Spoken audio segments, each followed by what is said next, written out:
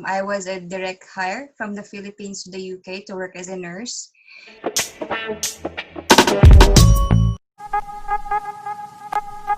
Are you ready to pass the NMC OSCE the first time as efficiently as possible?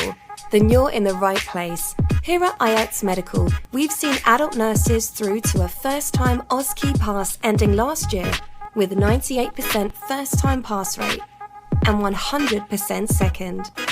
We've also assisted mental health nurses, children's nurses and midwives through their OSCE exams too.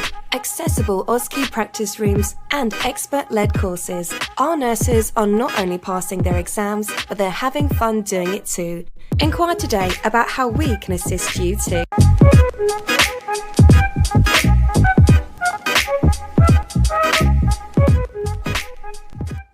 Hello everyone, Manong George here. Today we have somebody who had a very different route into coming into the UK. Basically, she was a direct hire.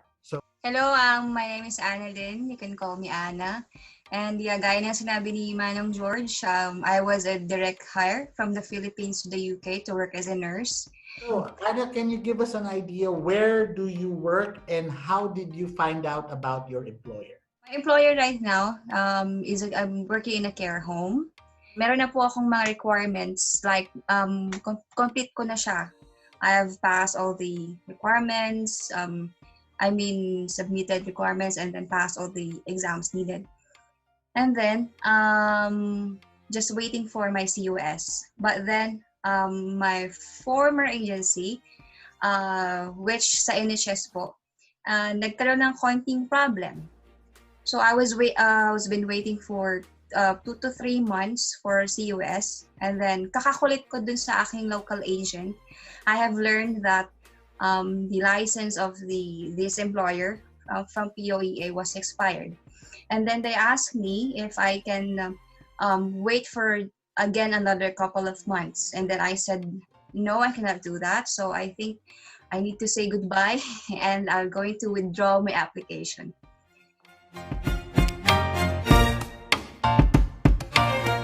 So in short, nakapasa ako. I was interviewed by the director herself.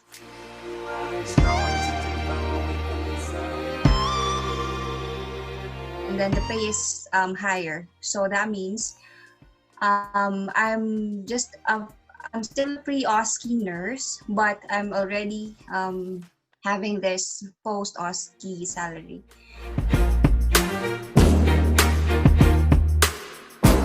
So in short, nakuha ko yung COS ko, meron na ako, and then after 2 days, I was scheduled for a visa.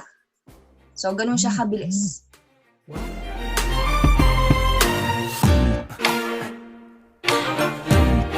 First one, from the Philippines, nakukunin nila directly. So all the trials and errors happened to me, and then I need my passport and my visa for them to apply an employment contract which is notarized by POLO.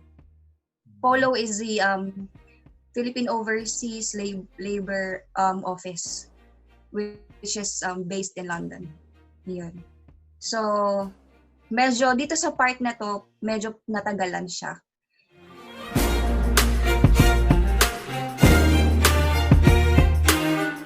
Nagpunta ako ng POEA to process the other requirements.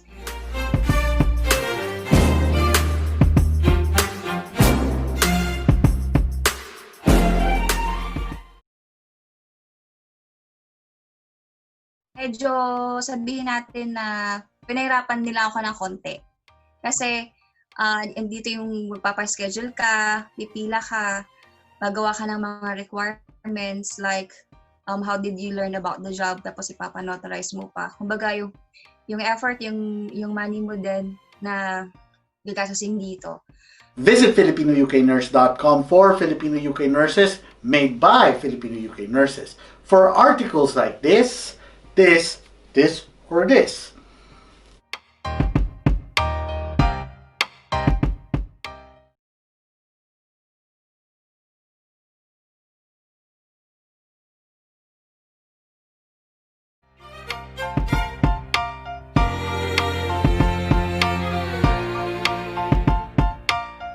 Tapos mag-pray ka na sana dumating na yung contract para makakuha ka na ng OEC.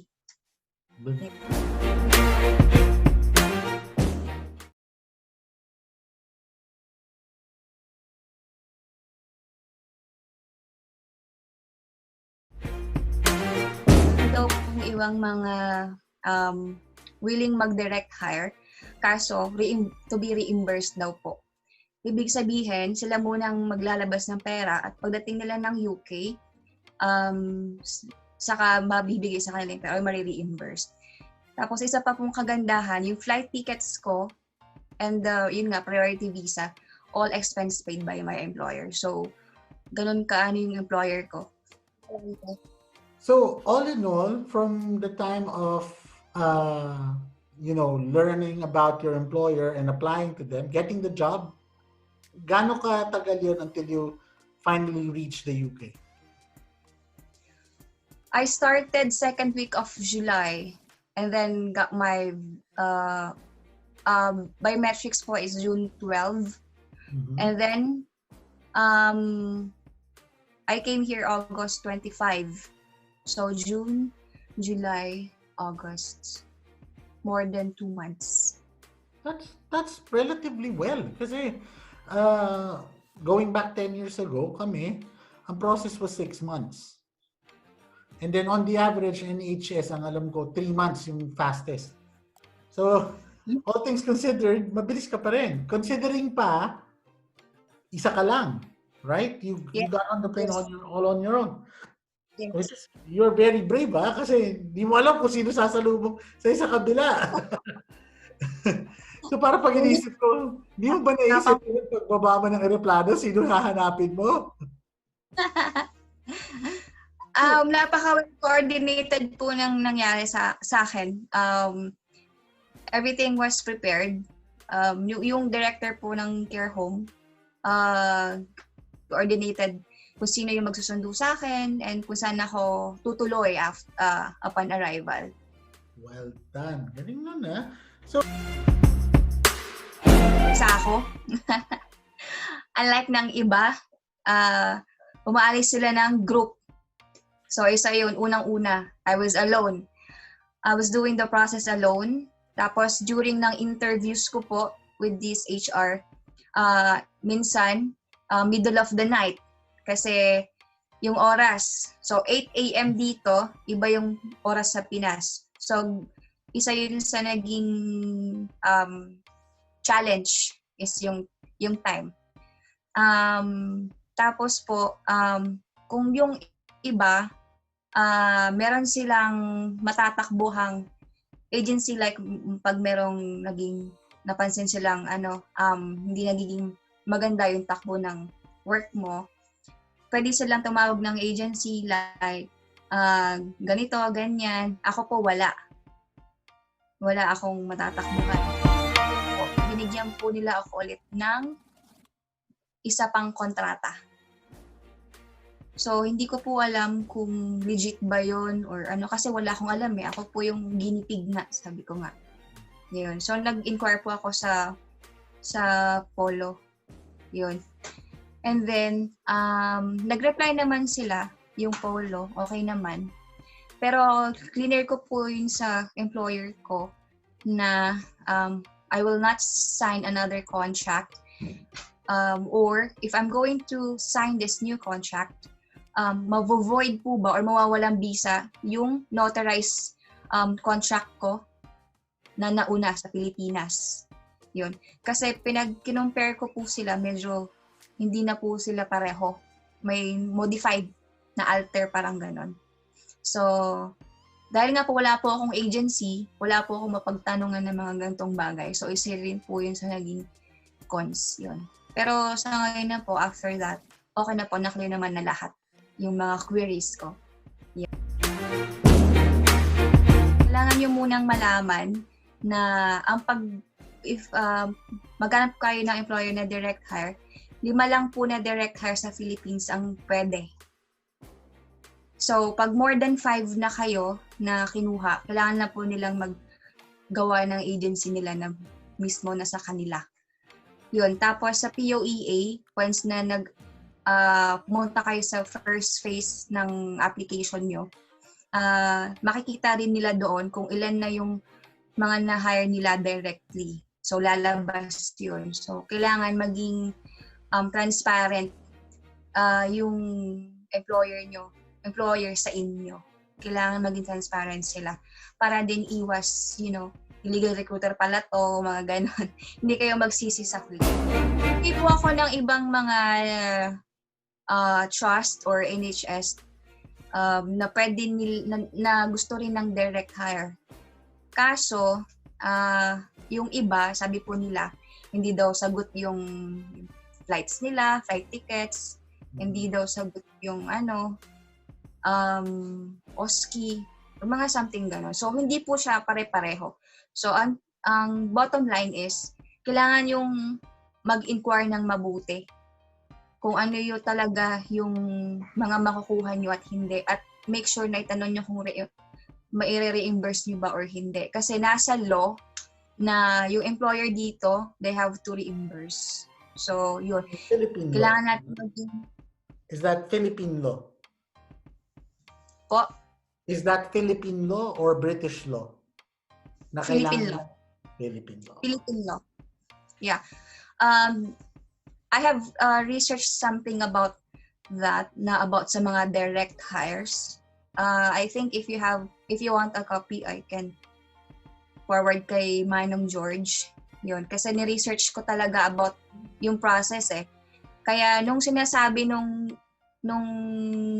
recruiter agent ko na ganito, sabi ko hindi. According to Philippine Direct Hire Law ng POEA is ganito.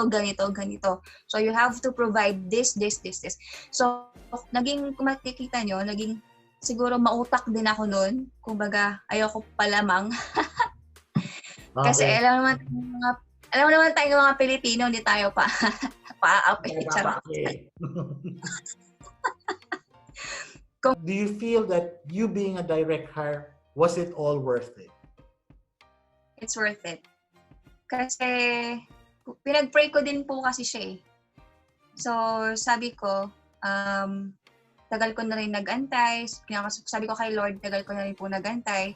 And I prayed na meron po talagang dumating.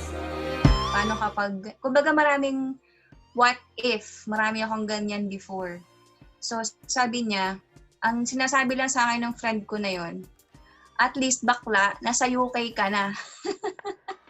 Remember, Manong knows. Manong knows best, put your worries to rest when staying in the United Kingdom. Manong knows best.